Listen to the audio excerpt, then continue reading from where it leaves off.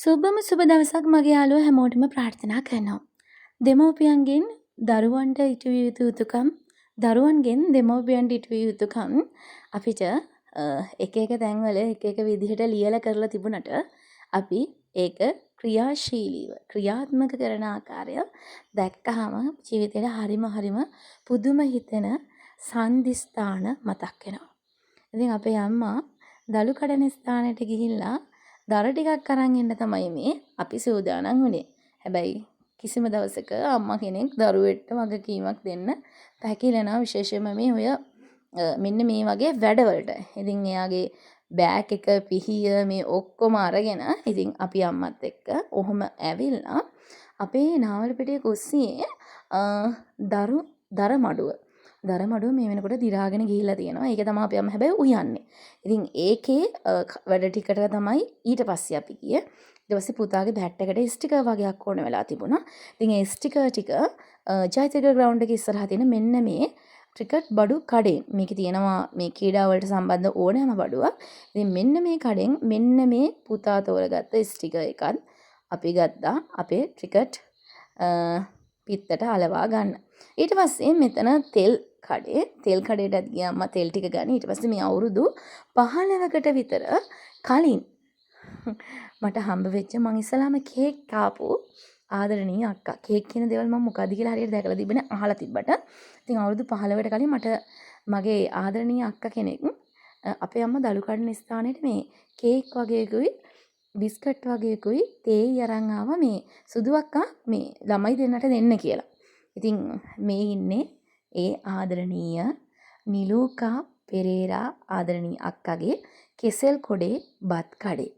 ඉතින් කිසිම ලොකු කමක් නැතුව අපිට ආරාධනා කරා එන්න ඇවිල්ලා බත් කඩේට ඇවිල්ලා කාලා යන්න නංගි කියලා. මට මෙයාව හම්බ වෙන්නේ මගේ YouTube channel එක ඔස්සේ සජීවීව මම යන live program එකේ. ඉතින් ඇය හම්බෙන් දකිනවා මාව මට කතා කරනවා.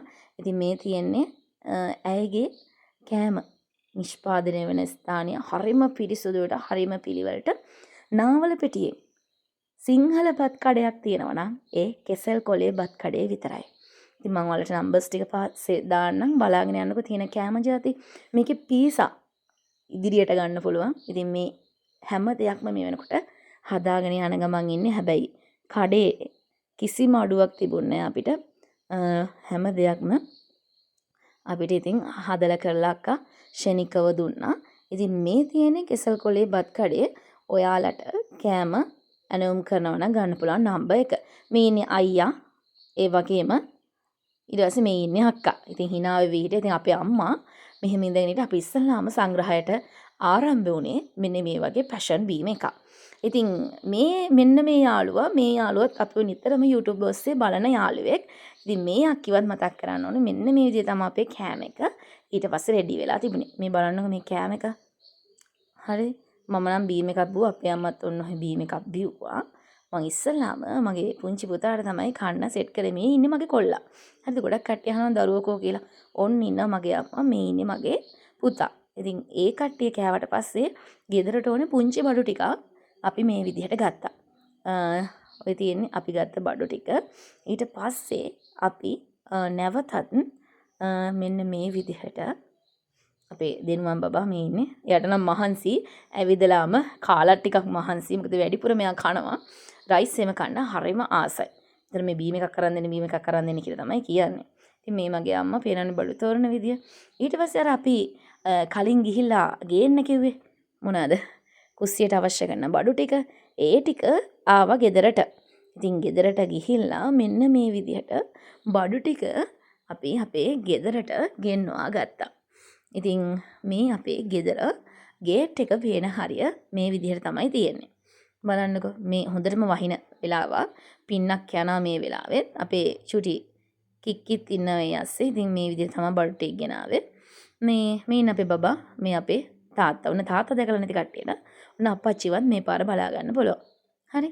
ඊට පස්සේ මෙන්න මේ විදිහට තමයි මේ කෑල්ල අපි කරේ. මේක නම් ගොඩක් කැපෙනවා කියලා අපේ තාත්තා කිව්වා. ඊට පස්සේ බඩු ටික බාලා මෙන්න මෙහෙම අපේ ලොරිය යන්න ගියා. ඊට පස්සේ අපේ අම්මා උයලා තියෙන පුංචි කෑම වේලක රස විඳලම ඉතුරු වැට් ටික පටන් ගන්න තමයි අපි තීරණය කරේ. මෙන්න මේ විදිහට තමයි අපේ ගෙදර කෑම ටික තිබුණේ. ලොකු දේවල් තිබුණේ නැහැ. අතුරුපස විදියට මාලිලා ගෙදරින් ඔන්න දූරියන් පළුවකුත් හම්බුණා. තාත්තා ඉතින් ඒකත් අරන් එනවා මේ කන්නනේ. තාත්තා ඉතින් ඒකත් අරන් එලා ඒකත් කාලා අපි යන්නේ මේ නිලෝක අක්කලාගේ ගෙදර. නිලෝකා අක්කලාගේ ගෙදරට එන්න කියලා තිබුණා. ඉතින් අක්කිලා ගෙදර තමයි මේ යන්න සූදානම් වුණේ. ඉතින් ගෙදරට ගිහිල්ලා ටිකක් වෙලා ඉඳලා අපි මේ නැවත එනකොට ගත්ත වීඩියෝ එකක් තමයි මේක. ගේ ඇතුළේදී වීඩියෝස් ගත්තේ නැහැ. මොකද ඒක ලයිව් එකක් විදිහට තමයි අපි දුන්නේ. ඉතින් අපේ 920 වෙනි ලයිව් එක බැලුවොත් ඔන්න නිලෝක අක්කලාගේ ගෙදර වීඩියෝ එක ඔයාලට බලා ගන්න පුළුවන්. ඊට පස්සේ එන ගමන් අතරමඟදී කොමඩු තිබුණා. ඔයාලා දන්නවනේ මම කොමඩු වලට අතිශය කැමති කෙනෙක් කියලා. ඉතින් කොමඩු ගෙඩි දෙකක් මේ විදිහට අපේ තෝරගත්තා. එක ගෙඩියක් අපේ මල්ලිට, එක ගෙඩියක් අම්මලාට. මේ ඒක ගෙදර ගිය ගමන් අපි කපලා කෑවා. හරි. මෙන්න මේ විදිහට තමයි කොමඩු ගෙඩිය අපි තෝරගත්තේ. ඊට පස්සේ කෙලින්ම ගියේ අපි පොළට. මේ නාවලපිටියේ පොළ. ඉතින් අපේ අම්මා, මම, මගේ දෙනුවන් අපි තුන්දෙනා තමයි පොළේ ඔන්න ඇවිදින්න පටන් ගත්තේ. මෙතන තිබ්බා ගොඩක් දේවල් තිබුණේ 100යි 150යි ඔන්න විදිහට 500. පොළ මේ විදිහට තෝරගන්නකොට ඔන්න ඔය අපේ අම්මා බණ්ඩක්ක ටිකක් මේ විදිහට තෝරගත්තා. එතන ඉතින් හරි තරංගයක්. මොකද මේ ඔය පොළේ පොඩක් අවසන් වෙනකොට ටිකක් තියෙනවා කට්ටියගේ පොඩි උනන්දුවක් ඉක්මනට වැඩ ටික ඉවර කරගන්න. ඉතින් මාළු කඩේට ගියා මාළු ටිකකුත් ගත්තා. ඕන අපේ අම්මා මාළු ටික අරගන්න විදිහ.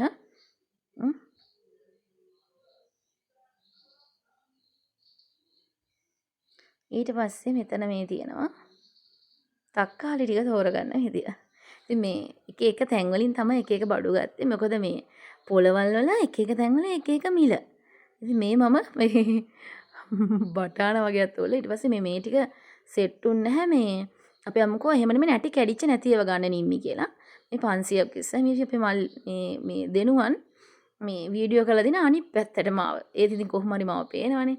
මේ අපේ මේ නිලු අක්ක මගේ ඇඳුම ගලවලා ඒ වෙලේ ලස්සන මට ගවුමක් ඇඳුවා. ඒ වගේම මේ අක්කිය මතක් කරන්න ඕනේ. මගේ ජීවිතේට අමතක වෙන්නේ නැහැ. මොකද අපි හරියම ආසාවෙන් ඉන්න දේවල් ගොඩාරියක් අපිට අපි ළඟටම ගෙනල්ලා දෙන අපේ ආදරණීය සහෝදරියක් තමයි ඒ. හරි. ඊට පස්සේ ලුණු තේරුවා. මේ අයියා නම් අම්මෝ රටේ නැති දේවල් කියලා තමයි ලුණු ටික තෝරලා දුන්නේ. ඉතින් අපේ බබා ඉන්නවනේ මේ.